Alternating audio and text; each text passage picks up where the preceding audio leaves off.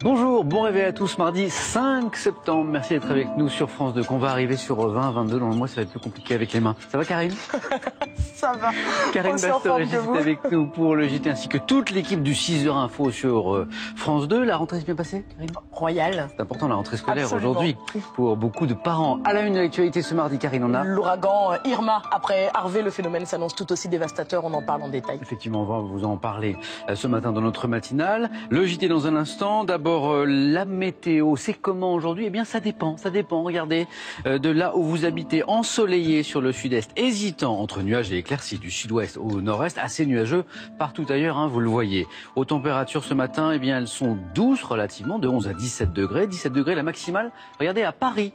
Également, dans le nord de la Corse, c'est de 20 à 32 cet après-midi. Dans une dizaine de minutes, une météo plus complète encore. Le Télématin, bien sûr, avec l'ami Laurent Mignolas.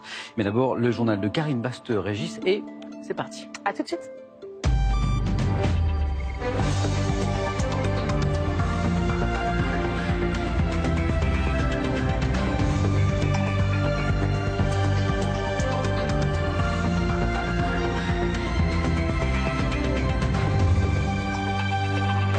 Le phénomène s'annonce aussi dévastateur qu'Harvey. Voyez ces images au-dessus de l'ouragan Irma. De catégorie 4 sur 5, il s'apprête à frapper la Guadeloupe, mais aussi Saint-Martin et Saint-Barthélemy. Des vents jusqu'à 250 km/h. Les écoles sont fermées.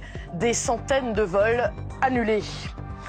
Merci d'être avec nous dans l'actualité également. L'on en saura plus aujourd'hui sur la réforme du régime social des indépendants. Plus de 6 millions de personnes concernées en France, 3 millions à cotiser. Édouard Philippe dévoilera ce mardi les changements actés par le gouvernement. Les lycéens ne pourront définitivement pas fumer au sein de leur établissement. Un assouplissement avait un temps été envisagé pour assurer leur sécurité, mais Matignon a tranché. Ils devront continuer à sortir pour leur pause cigarette. Et puis alors que la petite Maëlys reste introuvable, le calendrier vient nous rappeler que d'autres affaires restent tout aussi énigmatiques. 5 ans après les faits, la tuerie de Chevaline demeure un mystère. Les enquêteurs n'ont absolument aucune idée de ce qui a pu se passer ce 5 septembre 2012. La Martinique, la Guadeloupe, Saint-Martin et Saint-Barthélemy se préparent donc